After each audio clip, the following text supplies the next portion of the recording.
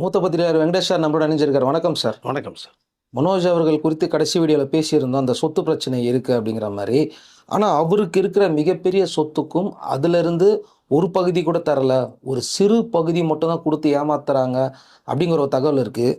தற்போது அவங்களுடைய நிலைமை என்ன சார்? அவங்க எங்கே இருக்கிறாங்க, என்ன பண்ணிக்கிட்டு இருக்காங்க, அவங்களுக்கு அந்த சொத்து போய் சேருவதற்கான எத்தனை சதவீதம் வாய்ப்பு இருக்குது, என்ன முயற்சியில் இருக்காங்க?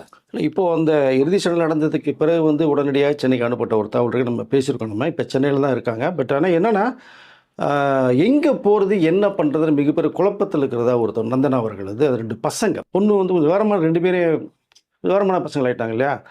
இப்போ 2 பெண்களை வச்சுட்டு 3 பேர் பெண்கள். இப்போ எங்கே போகிறது, இது நமக்கு வருமா வராதா? ஏன்னா மனோஜ் அவர்கள் பார்த்தா ஃபேமிலியை ரன் பண்ணணும். இப்போ அவங்க அந்த ஒரு சுச்சுவேஷனில் இருக்காங்க. மனோஜுக்கு வர வேண்டியதை வாங்குறதுக்கு தான் இந்த அளவுக்கு அவங்க இருக்காங்களே தவிர வேறு எதுனா தேவையில்லைன்ட்டு நேராக கேரளா கூட போயிடுவாங்க. ஆனால் இங்கே 2 பசங்க பிறந்து வந்தது பூரா இங்கே, படித்தது இங்கே, அவங்களோட வாழ்க்கையே இங்கே சென்னை தமிழ்நாடு தான் அப்படிங்கிறதுலாம் கேரளா விட்டு இங்கே வந்துட்டாங்க. இப்போ தமிழ் பொண்ணுன்னா அவர் சப்போர்ட் பண்ணுறது ஏகப்பட்ட பேர் வந்திருப்பாங்க. ஆனால் வேறு ஸ்டேட்லேருந்து கூட நம்ம விட்டக்கூடாது. தமிழ்நாடு வந்தார வேலை வைக்கணும்னு சொல்கிறது மாதிரி நம்ம ஒரு பொண்ணு தமிழ்நாடு சேர்ந்து வந்துட்டாங்க. இப்போ அவர்களுக்கு மிகப்பெரிய ஒரு சிக்கல் வருது. என்ன பண்ணலாம், என்ன செய்யலாம் அப்படிங்கிற மிகப்பெரிய குழப்பத்தில் இருந்துகிட்டு இருக்காங்க. ஆனால் இங்கே என்னென்னா, இதற்கு முன்பாக பாரதிராஜா அவர்களே பார்க்கும்போது மனோஜ் இறந்ததுக்கு பிறகு நந்தனாவுக்கோ பேத்திகளுக்கும் சொத்து கொடுத்துடலாம், எழுதி கொடுத்துடலாம் முடிவுக்கு வர்றாரு. அந்த சமயத்தில் பார்க்கும்போது இங்கே இருந்தால் சில ப்ராப்ளம்லாம் வரும்னு சொல்லி மலேசியாவுக்கு கூப்பிட்டு போய் நாங்கள் பார்த்துக்குறோன்னு சொல்லி அவங்க பொண்ணு மலேசியாவில் கூப்பிட்டு போய் சில மாதங்கள் வச்சுருந்த ஒரு விஷயம் ஒன்று இருக்குது. அங்கே அவர் இருக்கும்போதே பார்த்தீங்கன்னா மனோஜ்னே பேசிகிட்டு இருந்த ஒரு சம்பவம். மனோஜ் ஃபோட்டோவை பார்த்தாருன்னா டக்குன்னு அழுதுருவாரான். ஆட்டோமேட்டிக்காக கண்ணிலேருந்து கண்ணீர் வந்திருக்கு. அந்த அளவுக்கு மனோஜ் மேலே என்ன அவ்வளோ அஃபெக்ஷன் வச்சாருன்னு உண்மையிலே புரியலைங்க. எந்த அப்பாவும் வைக்காத அளவுக்கு வச்சுருக்காரு மனோஜ் மேலே. அதுதான் அவர் டோட்டலாக காலி பண்ணிருக்கு, 1.5 வருஷம் காலி பண்ணிடுச்சு. பட் அங்கே பார்க்கணும்னா அங்கேயும் போய் பார்த்தா நந்தனாவை பற்றியும் பேத்தி பற்றியும் பேசிகிட்டு இருந்ததா ஒரு தகவல் வருது. வர்ற தகவல்லாம் பார்த்தா இது வருது. அங்கே போய் நிம்மதியாக இல்லை. சில நேரங்களில் பார்த்தோம்னா திடீர்னு இவருடைய ஞாபகத்திலே இருந்தால் ஒரு மனிதனுக்கு என்ன பண்ணுவார், ரொம்ப டிப்ரெஷன் லாக் ஆகி சில நேரங்கள் ஞாபக மருதி வந்துடுச்சு அவருக்கு. ஏன்னா ஏஜ் வேறு ஆகுது, 83 இயர்ஸ் ஓல்டு. ஞாபக மருதி வேறு வருது. சில நேரங்களில் யாராவது பாரதிராஜா அவர்களை பார்க்க வந்தாங்க அப்படின்னு பார்த்தீங்க அப்படின்னா யாருன்னு கேட்குறது அவர். இவங்க யார், எதுக்கு என்ன பார்க்க வரணும் அப்படிங்கிற மாதிரிலாம் திடீர்னு பேசுகிறது. திடீர்னு அப்புறமேல் மனோஜை பற்றி சொன்னதுக்கப்புறம் சில ஞாபகங்கள் வருது. அப்படிங்கும்போது தான் அங்கே மனோஜ் இறப்பதற்கு முன்பாகவே கொடுத்துருக்கணும், நான் கொடுக்கல, இறந்துட்டான். இப்போ என் மனசு ரொம்ப கஷ்டப்படுது. அவர்களுக்கு வேண்டியதை மருமகளுக்கு, ஏன்னா மருமகளை பொண்ணு மாதிரி நினச்சேன். ஜனனி எப்படி பொண்ணு நினச்சாரோ 2வது பொண்ணு மாதிரி தான் நினச்சார் நந்தனா அவர்கள். பேத்தி மேலே உயிரே வச்சுருக்கிறவங்க. பட் கொடுக்கலாம் அப்படின்னு பேசிகிட்டு இருக்கும்போது அங்கே என்ன ஒரு தகவல் வருதுன்னா, பாரதியிட இருக்கிறதெல்லாம் நம்ம எழுதி நம்ம வாங்கிட்டோம்னா பிரச்சனை இல்லை அப்படிங்கிற அளவுக்கு ஒரு விஷயம் பேசப்பட்டு வாங்கப்பட்டதாக ஒரு தகவல் வருது. கொடுத்தாரா கொடுக்கலையாங்கிறத இப்போ நம்ம இன்னும் அடுத்து வந்ததுக்கப்புறம் நம்ம சொல்லலாம். பட் ஒருவேளை சரி ஓகேன்னு சொல்லி எழுதப்பட்டு அவங்க கொடுத்துட்டாருன்னு வச்சுங்களேன், அதை நந்தனாவுக்கும் பொண்ணுகளுக்கு வர்றதுக்கு வாய்ப்பே இல்லைங்கிற தகவல் தான் எனக்கு வருது விசாரிச்ச வரைக்கும். கொடுக்காமல் இருந்தால் கண்டிப்பாக அந்த பார்ட் மனோஜுக்கு வர வேண்டியது இவங்க 2 பேருக்கு வந்துடும். 2 பொண்ணுக்கும் அவருடைய மருமகளுக்கும் வந்துடும். ஆனால் அங்கே மலேசியாவில் இருக்கும்போது கூட பார்த்தீங்கன்னா நான் சென்னைக்கு போகணும் என்னுடைய மருமகளையும் பேத்தியும் பார்க்கணுன்னே சொல்லிட்டு இருந்திருக்கார். ஏற்கனவே ஜனனிக்கும் நந்தனா அவர்களுக்குமே கீரிமா மாதிரி பல வருடங்களாக சுத்தமாக பிடிக்காது. அது என்ன காரணம்னே தெரியலங்க. ஒரு நாத்தனார்னா எப்படி இருப்பாங்கன்னு நம்ம தமிழ்நாட்டில் தெரியுது. அந்த மாதிரி நாத்தனார் நடந்துக்கிட்டாங்க ஜனனி அவர்கள். பேத்திகளுக்கு அத்தை தான் அவங்க, ஜனனி அத்தை. இப்போ அவர்கள் மேலேயும் ஒரு பாசத்தை கட்டலாம். அவருக்கு 2 பசங்க இருக்கு, 2 பையன் இருக்காங்க அவங்களுக்கும். இவங்களுக்கு 2 பொண்ணு. ஸோ நமக்கு 2 பசங்கள் இருக்காங்களே ஜனனி ஃபீல் பண்ணாங்கன்னா, அண்ணன் பொண்ணு 2 பேர் இருக்காங்களே, தான் பொண்ணு மாதிரி நினச்சி 2 பையன் தானே, இவங்க பொண்ணு மாதிரி நினச்சிருக்கலாம். அண்ணன் பொண்ணு இல்லை, அதுவும் நினைக்கல. ஸோ பணத்துக்காக இவ்வளோ தூரம் அந்த நந்தனா மேலே அவ்வளோ ஏன் அந்த விரோதம் வச்சுருக்காங்க என்னங்கிறது. அப்படி என்ன பிடிக்காம போச்சு, என்ன பண்ணியிருக்க போகிறாங்க நந்தனா அவர்கள்? உங்களுக்கு ஹெல்ப் பண்ணிருக்காங்க. பட் இங்கே பாரதியா சார் இங்கே போய் பார்க்கும்போது தான் ஞாபகம் வரல, மறக்கிறாரு, யாருன்னு கேட்குறாரு, நந்தனா பார்க்கணுங்கிறாரு, பேத்தியில் பார்க்கணுங்கிறாரு, மனோஜ் கொடுக்குறது இவங்களுக்கு கொடுக்கணும்னு சொல்கிறாருன்னு தான் பேசி நான் என்னோடய வத்தலை கொண்டு போகணும், நான் சென்னைக்கு போகணும்னு சொல்லி எங்கே குழப்பத்தில் சில மாதிரி ஓடி இருக்குது. இதுக்கு மேலே அவர் இங்கே வச்சு பார்க்க முடியாதுன்னு சொல்லி தான் இங்கே இருந்தால் தான் பிரச்சனை சொல்லி அங்கே கூட்டு போனால், அங்கே போனால் இன்னும் அதிகமாக ஞாபகம் அவர்கள். அப்போ மலேசியாவில் திரும்பி சென்னைக்கு கூப்பிட்டு வர்றாங்க. சென்னை கூட்டத்துக்கு பார்க்க போனோம்னா அவர் ஒரு முடிவு எடுக்கிறார். அப்போ என்னென்னா கொஞ்சம் முடியாத ஒரு கண்டிஷனில் அது இப்போ ரொம்ப மோசமானார். லாஸ்ட் இயர் கொஞ்சம் பரவாயில்ல ஒரு சுச்சுவேஷனில் இருக்கும்போது தான் பார்த்தோம்னா இங்கே வந்ததுக்கப்புறம் திடீர்னு ஞாபகம் மாறுது. யார் நீங்கன்னு கேட்பார். ஃபோனை போட்டு யாருக்காவது ஃபோனை போட்டு சொல்லுவாரான். அவங்க அசிஸ்டண்டில் இருந்திருக்காங்க. திடீர்னு பார்த்தா அப்போ தான் தனுஷ்கெல்லாம் ஃபோன் போட்டு பேசுகிற சம்பவங்கள் இருக்குது. ஒன்றுமே புரியாத தனுஷ் அவர்கள்லாம் என்ன பேசுகிறாருன்ட்டு.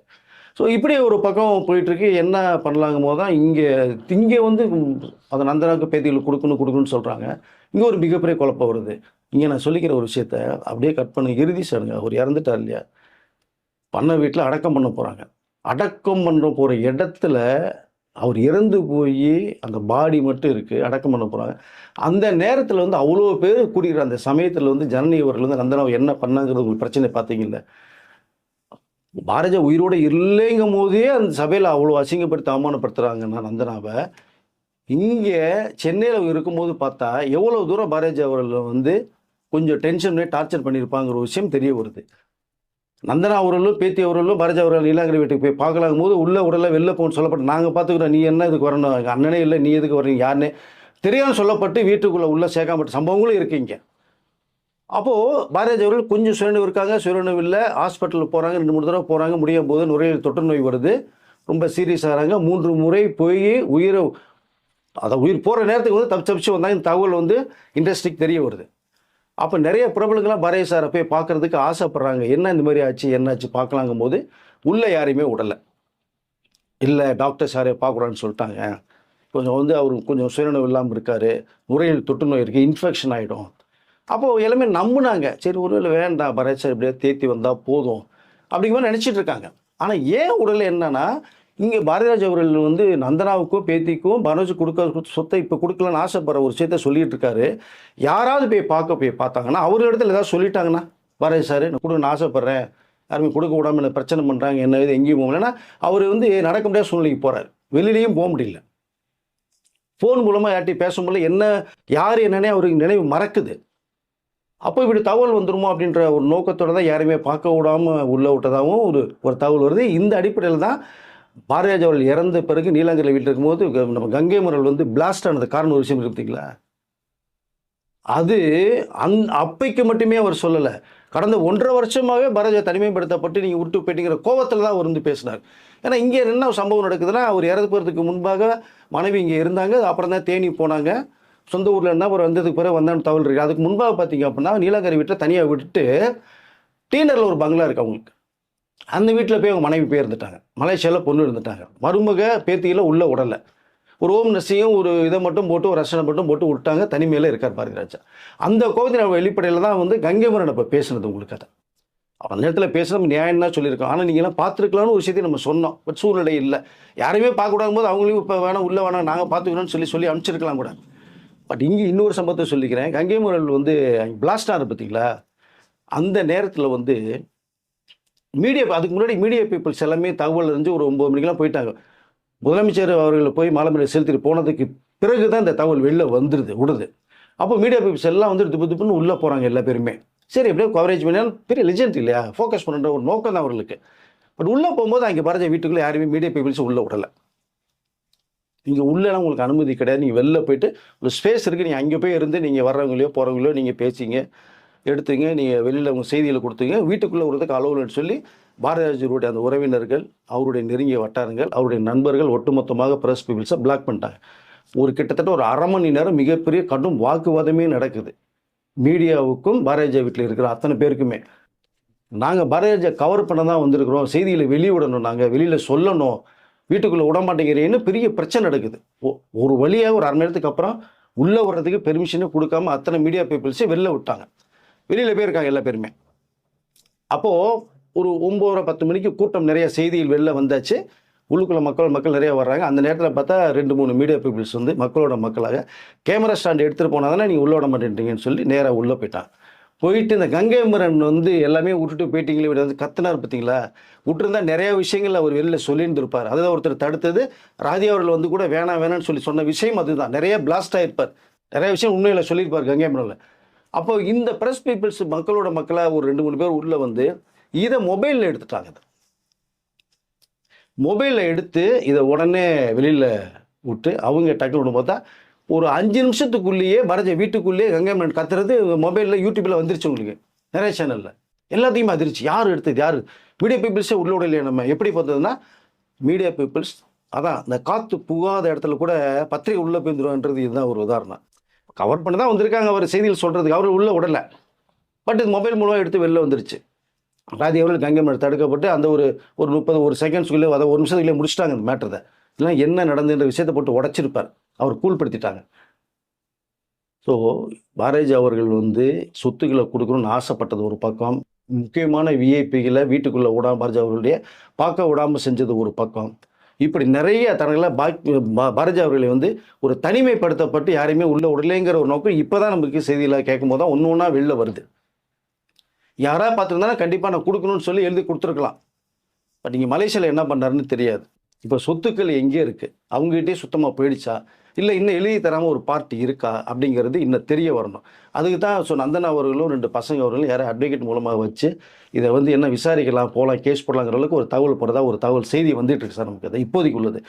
இந்த சொத்துக்கள்லாம் நீங்கள் பார்த்தா இவ்வளோ இடங்கள் என்ன இருக்குங்கிறது, எவ்வளோ சொத்துக்கிட்டு இருக்குன்ற பிரச்சனை வரும்போது நம்ம கேட்கும்போது ரொம்ப நமக்கே ஆச்சரியமாக இருக்குது.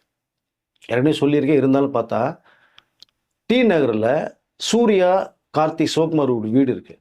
அது பக்கத்தில் ஒரு பங்களா இருக்குது. இந்த பாரதி அவர்கள் தனிமைப்படுத்திட்டு தனியாக விட்டாங்க இல்லைங்கிறல்ல, அப்போது அவங்களுடைய மனைவி சந்திரலீலா அவர்கள் வந்து இங்கே டி நகர் வீட்டில் தான் தங்கிட்டாங்க. அப்போ அவர் தனியாக இருக்கார், யாரும் இல்லை. அதுவும் ஒரு வீடு. அப்படியே பாண்டி பஜாரில் நீங்கள் வந்தீங்கன்னா ஒரு ரெஸ்டாரண்ட் ஒன்று இருக்குது, மிகப்பெரிய ஒரு ஃபாரின் ரெஸ்டாரண்ட்டு. அதுக்கு மாடியில் ஒரு காம்ப்ளெக்ஸ் 2 இது இருக்குது, வாடகை வந்துட்டுருக்கு. அது சொந்தம். இது அண்ணா சாலையில் மவுண்ட் ரோடில் பார்த்தீங்கன்னா தேனம்பட்ட பாட்டில் ஹோட்டல் அயாத் பக்கத்தில் ஒரு காம்ப்ளெக்ஸ் 2 மாடி. இது தவிர சென்னை வலசரவாக்கத்தில் இதான் ரொம்ப முக்கியமானது, 5 ஏக்கர் கிட்ட. அதில் ஜேவி போட்டு சில அப்பார்ட்மெண்ட்ஸ் கட்டி சிலது கொடுத்துட்டா. இப்போ நாயுடுகாலில் அந்த ஒரு பார்ட் ஒரு இடங்கள்லாம் இருக்குது. இந்த இடம் எப்படி வந்ததுன்னு பார்த்தீங்க அப்படின்னா ராதா அம்பியா இருக்காங்க இல்லையா, ஏஆர்எஸ் கார்டன் இருக்குது, ஸ்டுடியோ அம்பியா ராதா சரசம்மா ஏஆர்எஸ். அப்போது ராதாவை அறிமுகப்படுத்துறது பாரதிராஜா அவர்கள் சொலையில் உதவி படத்தில் ரொம்ப பீக் டாப்புக்கு போயிட்டாங்க. தமிழ், மலையாள, கன்னடம், தெலுங்கு போய் ஹிந்தி வரைக்கும் போயிட்டாங்க. அந்த வலசரவாக்கத்தில் அந்த சமயத்தில் ஏஆர்எஸ் கார்டனுக்காக கிட்டத்தட்ட ஒரு 5 மொத்தம் ஒரு 10-11 ஏக்கர் வருது. அதை ராதா அவர்கள் வந்து மொத்தமாக வாங்குறாங்க, அம்பியா ராதா சரசமாக வாங்குறாங்க. வாங்கி ஒரு 5-5.5 ஏக்கர் வந்து அவருடைய ஸ்டுடியோக்காக வச்சுட்டாங்க. பாரதிராஜா அவர்களுக்கு நம்ம தரணும், நம்ம அறிவுப்படுத்தி இந்த இடம் வாங்குறதுக்கு காரணமே அவங்க தானே. நான் பாரதிராஜா அவர்கிட்ட போய் சொல்லி, நான் இந்த மாதிரி ஒரு 11 ஏக்கர் வரைக்கும் வாங்கியாச்சு, உங்களுக்கு ஒரு 5 ஏக்கர் நாங்கள் தரப்போகிறோம், நீங்கள் இதை வச்சுங்க அப்படின்னு சொல்லி கொடுக்குறாங்க. பாரதிராஜா அவர் சொன்ன, நீங்கள் கஷ்டப்பட்டு, நான் அறிமுகம் படுத்தினோமா, நீங்கள் கஷ்டப்பட்டு முன்னுக்கு வந்து சம்பாரிச்சு வாங்கின இடம் இது, எனக்கு அதெல்லாம் வேணாம் அப்படின்ட்டார். இல்லை எங்களுக்கு இது போதும், எங்களுக்கு நாங்கள் ஸ்டுடியோ தான் பண்ண போகிறோம், ஒரு கார்டன் தான் வைக்க போகிறோம் ஷூட்டிங்க்கு, இந்த இடம் உங்களுக்கு தான் சொல்லி அந்த இடத்த பாரதிராஜா பேரில் 5 ஏக்கர் வந்து கொடுத்துட்றாங்க. ஆனால் பாரதிராஜா சும்மா வாங்கலை, அதுக்குள்ள பணம் அன்னைக்கு என்ன லட்சங்கள் வந்ததோ அதை கொடுத்தார். இன்னைக்கு பல கோடிகள். அதே தான் சிட்டி பூரா வாங்கின இடம்லாம் அதுதான். ஸோ ராதா அம்பியாவும் நன்றி கடனுக்காக பாரதிராஜா அவர்களுக்கு கொடுக்கப்பட்ட இடம் தான் இப்போ வலசரவாக்கத்தில் இருக்கிற இடம், 5 ஏக்கர் கிட்ட. அதுக்குள்ள பணத்தை வந்து பாரதிராஜா அவர்கள் வந்து அம்பியா ராதா சரசமாட்டம் வந்து கொடுத்துட்டாங்க. அது ஒரு இடம் இன்னைக்கு பல கோடிகள். இது தவிர முக்கியமாக பார்த்தீங்க அப்படின்னா சேத்துப்பட்டில் ஒரு அப்பார்ட்மெண்ட்ஸ், அங்கே தான் இப்போ நந்தனாவும் அவங்க 2 பொண்ணும் இருக்காங்க. மனோஜ் அங்கே தான் இருந்தது. இவ்வளோ சொத்துக்கள் இருந்தும் அவரில் போய் நிம்மதியாக போய் அவங்க ஃபேமிலியோட வாழ முடியல, இருக்க உடலை. நந்தனாவை ஆரம்பத்துலேருந்தே பிடிக்கலைங்க, லவ் பண்ணது கல்யாணம் பண்ணது பெரிய மிஸ்டேக்குன்னு சொல்லி அவங்கள ஒதுக்கியே வச்சாங்க. படங்கள் மூலமாக பல விஷயங்களை கருத்துக்களை சொன்ன ஒரு மனிதன் வந்து தன்னுடைய பையனையும் மருமகளையும் வச்சு ஒன்றா வைக்கிறதுக்கான சூழ்நிலை உருவாகலை. அவரை டார்ச்சர் இப்போ கூட பார்த்தீங்கன்னா பிரபல நடிகர்கள் மிகப்பெரிய ஒரு டார்ச்சர் நடந்துட்டு குடும்பத்துக்குள்ள, அது அடுத்த செய்தியில் வரும். இது ஒரு பக்கம் போதான்.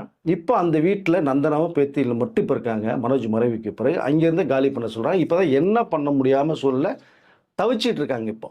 ஆனால் பாரதிராஜா அவர்கள் இறப்பதற்கு முன்பாக பார்த்தீங்கன்னா நிறைய பேர் சந்திக்கணும்னு சொல்லியிருக்காரு. ஆனால் இப்போ நடக்க முடியல, பேச முடியல, வாய் கொளருது, பார்வை கண்ணெல்லாம் உங்களுக்கு வேற மாதிரி ஆங்கிள் ஆயிடுச்சு, உங்களுக்கு நேரடி பார்வை இல்லை, வேற மாதிரி ஆயிடுச்சு.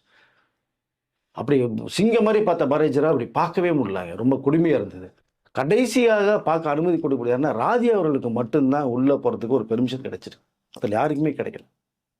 அப்போ இந்த தாய் கிழவி படத்துக்கு பிறகு தான் போய் ஆசீர்வாதம் வாங்கிட்டு பாரதிராஜா அவர்களை பார்த்துட்டு வரணுங்கிற ஒரு விஷயம் வந்து வெளியிலே தெரிய வருது. பாரதிராஜா இப்படி இந்த கண்டிஷனில் இருக்காங்கிறத ராதி அவர்கள் போய் அவர்கிட்ட பேசுனதை வீடியோ விட்டதுக்கு அப்புறம் தான் தெரிய வருது.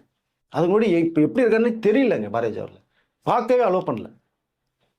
ஒருவேளை நம்ம ஆட்கள்லாம் போய் பார்த்துருந்தாங்க அப்படின்னா கண்டிப்பாக பாரதிஜா மீட்டு எங்கேயோ ஹாஸ்பிட்டலில் சேர்த்து எவ்வளோ முடியாதவங்களாம் காப்பாற்றி கொண்டு வரலையா நம்ம செஞ்சுருக்கலாம். ஆனால் போய் பார்த்தா தானே தெரியும். அதாவது பார்த்ததுக்கப்புறம் தான் தெரியுது. பார்த்ததுக்கப்புறம் மிஞ்சி போனால் ஒரு 2 மாதத்துக்கு 1 மாதம் தான் இருக்கும். அவர் நம்மளை விட்டு போயிட்டாரு. ஸோ அவர் கடைசியாக பேசுனதே வந்து ராதிகா கிட்ட பேசும்போது உனக்கு தேசிய விருது கிடைக்கணும் அப்படி திக்கி திணறி பேசுகிறார். முடியல. கடைசி வீடியோ அதுதான், அது எனக்கு தெரிஞ்ச வரைக்குமே.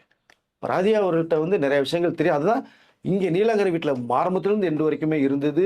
இவர்கள் வேதனைப்பட்டதை விட அவர்கள் வேதனைப்பட்டது தான் அதிகங்க. சொந்த பொண்ணா என்ன பாரதிராஜ் அவர்களுக்கு ஒரு நன்றி கடன். அவர்களுக்கே இவ்வளோ இருக்கும்போது உங்களுக்கே நந்தனா மேலே இது மேலே இல்லை. இறுதிச் சடங்கில் அவ்வளோ பிரச்சனை வந்து பண்ணும்போது பார்த்தீங்கன்னா ராதிகாவெல்லாம் கையெடுத்து கும்பிட்டு நந்தனாவை கூப்பிட்டு வந்து தடுத்ததே அவர்கள் தான். இல்லைனா இங்கே பெரிய இஷ்யூமாக இருக்கும், பெரிய இஷ்யூவாக இருக்கும். உங்களுக்கு கல்யாணம் பண்ணி கொடுத்தா நீங்கள் வெறி வீட்டுக்கு போயிட்டீங்கன்னா உங்களுக்கு இதுக்கு சம்மந்தமே கிடையாது. முதல்ல ஆக்சுவலாக சொல்ல போனால் இவ்வளோ கோடிகள் இருக்குங்க. கிட்டத்தட்ட ஒரு 300 கோடிக்கு மேலே வருங்க. ஏன் ஒரு 50 கோடி ரூபா கூட தர முடியாது நந்தனா அவர்களுக்கு. அது அப்படி தான் எல்லாருடைய இப்போ பார்வை இருக்குது. நந்தனாக்கு தரமாக பண்ணிட்டாங்கன்ட்டு. இப்போ பெண்களுக்கு கல்யாணம் பண்ணணும், நிறைய விஷயங்கள் இருக்குது. நந்தனா இருக்கணும். இப்போ அவங்க வந்து என்ன பண்ண போகிறானே தெரியாத ஒரு கண்டிஷனில் இப்போ இருக்காங்க. சென்னையில் இருக்கிறதா, கேரளாவுக்கு போகிறதா. கேரளா போகிறது விருப்பம் இல்லை அவங்களுக்கு. எப்படி போவாங்க? நீங்கள் எப்படி மனோஜ்கிரி வேணும்னு அங்கேயும் கேள்வி கேட்டாங்கல்ல, வேணான்னு சொல்லி. பட் மீறி தான் லவ் பண்ணி கல்யாணம் பண்ணி கூப்பிட்டு வந்தாங்க. நல்லா போய்ட்டு இருந்த லைஃப் தான். 2022 இது வரைக்கும் எந்த படமே பண்ணல. நினச்சிருந்தா படம் பண்ணிருக்கல. எத்தனையோ பேர் கல்யாணம் பண்ணிட்டு வந்து சீரியல் படம்லாம் பண்ணுறாங்கல்ல. இவங்க பண்ணாங்களா? நான் குடும்ப பெண்ணா போய் பாரதிஜா அவங்களோட ஃபேமிலியில் போய் இருக்கணும்னு ஆசைப்பட்டு தான் வந்தாங்க. நினச்சிருந்தாங்கன்னா சினிமாவில் ஆக்ட் பண்ணியிருக்கலாம், சீரியல் ஆக்ட் பண்ணியிருக்கலாம், வெப் சீரிஸ் பண்ணியிருக்கலாம். பிரச்சனையே இல்லை. ஆனால் பண்ணலை. வேணான்னு சொன்னார் மனோஜ். நீ ஹவுஸ் ஒய்ஃபாக இருந்தால் போதுமானார். அதை இன்ன வரைக்கும் ஃபாலோ பண்ணுறாங்க. பட் இங்கே இப்போ அவங்களுடைய சூழ்நிலை சரியில்லை. ரொம்ப ஒரு மோசமான கண்டிஷனில் இருக்காங்க. சேத்பட்டில் இருந்தும் அந்த வீட்டில் இருந்தும் நீங்கள் வெளியேறுன்ற ஒரு தகவலை சொல்லியாச்சு. வேறு அந்த வீட்டை விட்டு வெளில போனால் எங்கேயோ போவாங்க. குறைஞ்சது சிட்டியில் அவங்க வாழ்ந்த வாழ்க்கைக்கு ஒரு 50,000 ரூபாய்க்கு வாடகைக்கு வீடு பார்த்தா தான் போய் இருக்க முடியும். 50,000 மாதம் யார் தருவா? மேற்கொண்டு சாப்பாடு செலவு போக்குறதுனா 1,00,000 ரூபா இல்லாமல் மாதம் ரன் பண்ண முடியாது 3 பேரும். 1,00,000 ரூபாய்க்கு எங்கே போவாங்க? உங்கள் வீட்டுக்கு மருமகளாக வந்துட்டாங்க. மனோஜுக்கு தர வேண்டியதை நீங்கள் கொடுத்துட்டீங்கன்னா அவங்க பாட்டுக்கு நிம்மதியாக இருந்துட்டு போவாங்க. இதை கொடுக்க விடாமல் டோட்டலாக தடுத்தாச்சு. பட் ஓகே, இது வரைக்கும் முடிஞ்சதாகவே இருக்கட்டும். ஆனால் இனிமேலாவது ஏதோ மனசாட்சிக்கு உட்பட்டு நம்ம அண்ணனுக்கு செய்கிற ஒரு கடமையாக ஜனனி அவர்கள் நினைக்கணும். அவங்கள்ட்ட நிறைய சொத்துக்கள் இருக்குது, நல்லா வசதியாக இருக்காங்க. உங்களுக்கும் நந்தனாவுக்கும் இந்த பர்சனல் பிடிக்காமல் போனது காரணம் வெளியில் தூக்கி போட்டுருங்க. இப்போ அப்பாவும் இல்லை, அண்ணனும் இல்லை. இறுதி சடங்கில் நடந்த சம்பவம்லாம் பார்க்கும்போது அந்த ஆத்மாக்கள் சாந்தியே அடையாது. உங்களுக்கு பாவம் ரொம்ப வேதனைப்பட்டு இருப்பாங்க. அவங்க நேரடியாக பேச முடியாது. இப்போ உயிரோட பாரதிஜா பேசும்போதே நீங்கள் ஒன்றும் செய்யலை, பேச விடல, பார்க்க விடல. இறந்துட்டான்னு சொல்லி சும்மா இருக்க முடியாது. ஆத்மா சாந்தி அடையாது. நம்ம இன்னைக்கு பண்ணுற விஷயம் தான் நாளைக்கு நம்மளை திரும்பும். அது வேண்டாம். நிறைய சொத்துக்கள் இருக்குது, மனைவிக்கு இருக்குது. ஏதோ 10 கோடி 15 கோடியோட அவங்கள கொடுக்கப்பட்டதா ஒரு தகவல் வருது. அதை கொடுத்து க்ளோஸ், அதாவது ஏதோ ஒரு 10 கோடி 15 கோடி மட்டும் கொடுத்து அவங்க வராத அளவுக்கு பண்ணிடலாம். அது என்ன காரணம்னா, நீங்கள் பாரதிஜா அவர்கள் எல்லாத்துக்குமே எழுதி கொடுக்கலன்னு வச்சுங்களேன், அதில் மனோஜுக்கு பாதி இருக்குது. அதுக்கு தான் சின்னதை கொடுத்து வெளில போன கூட நினச்சிருக்கலாம் மேபி. ஆனால் இங்கே எழுதி கண்டிப்பாக பாரதிஜா என்னை பொறுத்த மட்டுமே எழுதி கொடுத்த வாய்ப்புகள் இருந்திருக்காது. இவ்வளோ தூரம் பண்ணவர்.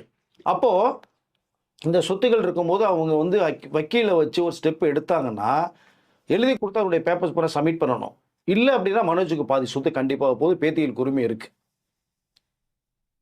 அதுதான் லீகலாகவும் சொல்கிறாங்க. அட்வொகேட் அவர்கள்ட்ட பேசும்போது அதான் சொல்கிறாங்க. அப்போ கொடுத்துட்டாரா கொடுக்கல, ஃபஸ்ட்டு அந்த தகவல் வெளியில் வரணும். அது நந்தனா அவர்கள் தான் ஸ்டெப் எடுக்கணும்.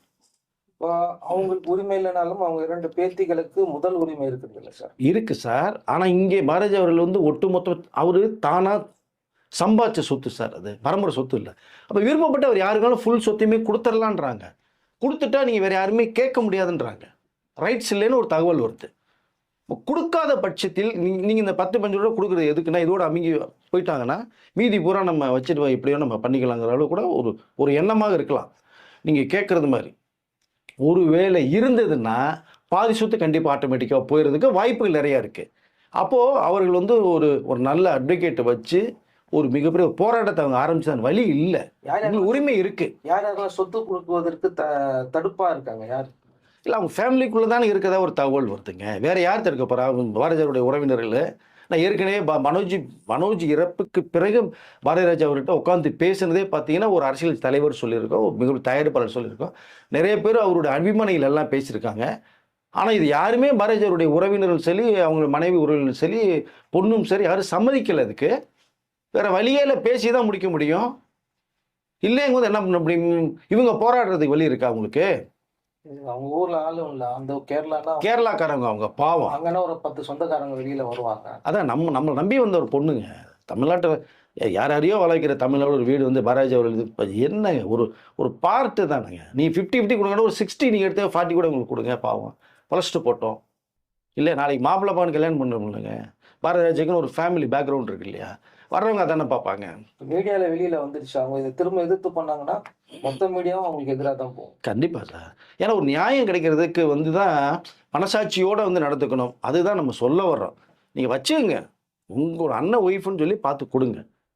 பாரதிராஜா அவர்கள் ஒய்ஃபும் பார்த்தீங்கன்னா மருமக. உங்களுக்கு ஒரு பொண்ணு மாதிரி அவங்களுக்கு ஒரு பொண்ணாக நினச்சிங்க. உங்க நம்பி வந்துட்டாங்க இல்லையா, உங்கள் பேத்தி தானே. மனோஜ் இவருடைய அந்த ரத்தம் தானே ஓடுதாங்க உடம்புல. அப்படிங்கும்போது வந்து நீங்கள் பெத்த பிள்ளை தான் மனோஜ். நீங்கள் மனோஜ் டைரக்ட் பண்ணும்போதெல்லாம் உங்கள் செயினெல்லாம் அடகு வச்சு நீங்கள் மனோஜ் கொடுத்து ஹெல்ப் பண்ண ஒரு விஷயமே இருக்குது.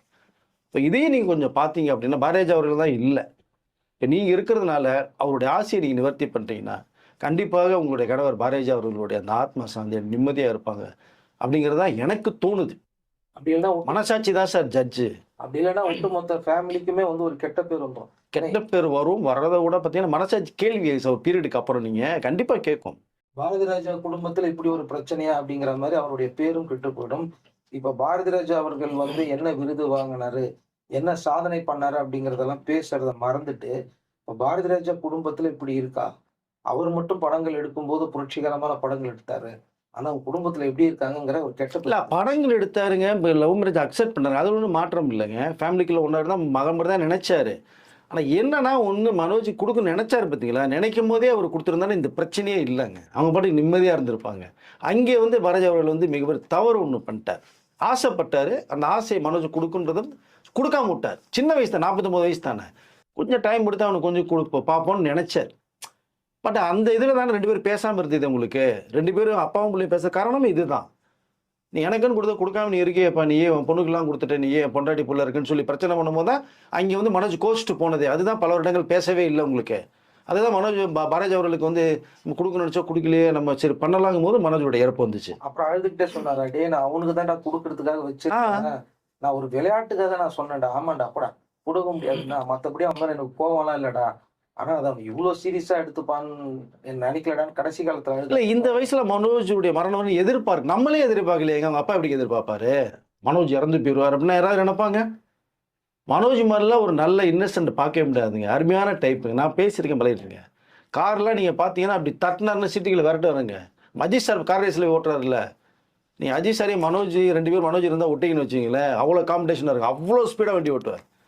அவ்வளோ கார் ரேசர் கூட வச்சுக்கலாம். நல்ல மியூசிக் பண்ற டேலண்டான எஸ், எல்லாம் மல்டி டேலண்ட் பர்சனாலிட்டிஸ் அவங்க. இவர் பாரதிராஜாவுடைய பையன் சொல்லி பல இடங்கள்ல வந்து அவரை அலைக்கழிக்கப்பட்டார்கள் அப்படின்னு அவரே சொல்லி மன வருத்தம் பண்ணிருக்காரு. ஒரு டைரக்டர் பையனா பெரிய இதுவா அப்படிங்கிற மாதிரி அவரே நிறைய பேர் வந்து மன உளைச்சலுக்கு ஏற்படுத்தினதா சொல்லப்படுது. அதெல்லாம் கூட வாய்ப்புகள் நிராகரிக்கப்பட்டுச்சு.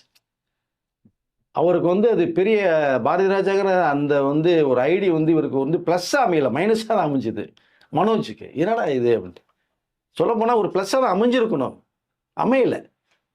பட் அதுதான் வந்து பாரதிராஜா அவர் வந்து ரொம்ப நினச்சி இந்த அளவுக்கு போயாச்சு. அவருடைய ஆசையை நிவர்த்தி பண்ணணும். அவங்க மனைவி இருக்காங்க. ஸோ பசங்க பேத்திகள் பாருங்க அப்படிங்கிறத நான் சொல்லிக்கல விரும்புகிறேன். பட் அவர்கள் வந்து நந்தனாவும் அவங்கள பேத்திகள் வந்து லீகலாக போய் பேசலாம் அப்படிங்கிற ஒரு யோசிச்சுருக்க ஒரு தகவல் வருது. சென்னையில் இருக்காங்க. அவங்களோட நிலைமையை வந்து விவரிக்க வார்த்தைகள் இல்லை. என்ன பண்ணுறதுன்னு தெரிய ஒரு குழப்பத்தில் இருக்காங்க. நடுக்காட்டில் கொண்டு விட்டுட்டு ராத்திரி 12 மணிக்கு யாரையா விட்டுட்டு நீங்கள் வந்தீங்கன்னா எப்படிங்க தப்பிச்சு வர முடியும்? அந்த மாதிரி ஒரு சூழ்நிலையில் இப்போ அப்படியே அதாவது பகல்னா கூட அவங்க பகல் வந்து இந்த உலகமே இருட்டாக இருக்கிற மாதிரி தான் ஒரு தகவல் வருது. அவ்வளோ சிரமத்தில் மனக்குழப்பத்தில் என்ன பண்ணுறது அடுத்து அப்படிங்கிற. ஏன்னா மனோஜ் இறந்ததுக்கு பிறகு பாரதிராஜா மாமா இருக்கான்ற ஒரு தைரியத்திலலாம் இருந்தாங்க. தாத்தா இருக்காங்க, மாமனார் இருக்காங்க, இவங்க 3 பேர் இருந்தாங்க. அவரே மறைவு. ஸோ இறுதி சடங்குகள் அவமானப்படுத்தி அனுப்பிச்சிட்டாங்க. இதுக்கு மேலே என்ன பண்ண சத்தியமே எதுவுமே நடக்காதுன்றத முடிவுக்கு வந்துட்டாங்க. அவங்களை சுற்றி சுத்தம் இந்த கனெக்ஷனே கட் ஆகிடுச்சுப்பா அவங்களுக்கு டோட்டலாகவே. சுற்றி எல்லாம் எதிர்ப்புகள் தான் இருக்கு. ஆமாம், அப்படி என்ன பண்ணாங்க? ஒன்றுமே பண்ணலங்க, பாவங்க. நடிக்கிறத விட்டுட்டு வந்தாங்க. கிட்டத்தட்ட 2008லேருந்து 2026 இப்போ இது வரைக்குமே ஒரு ஹவுஸ் ஒய்ஃபாக தான் வாழ்ந்துட்டு இருக்காங்க. ஸோ என்ன என்ன பண்ண போகிறாங்கன்னு தெரியல. ஸோ அவங்களுக்கு மிகப்பெரிய வெளிச்சம் வேணும். இந்த வெளிச்சத்துக்குள்ள அவங்க வாழணும்னு சொல்லிக்கல விரும்புகிறேன் சார் நான். அடுத்தடுத்து அவங்க வந்து என்ன முடிவு எடுத்திருக்கிறாங்க, அவங்களுக்கு சம்மந்தப்பட்டது எல்லாமே போய் சேர்ந்ததா இல்லையா அப்படிங்கிற அடுத்த வீடியோவில் அந்த விவரத்தை நம்ம கொடுத்துருவோம். அவங்க என்ன ஆக்ஷன் எடுக்க போறாங்க அப்படிங்கிறத 2 தரப்பும் நீங்க தான் நிச்சயமா சார், நிச்சயமா சார். சொல்லிக்கலாம். அவங்களுக்கான நியாயம் போய் சேரணும் அப்படிங்கிறதோட இந்த வீடியோ முடிச்சுக்கலாம். நன்றி. நன்றி சார்.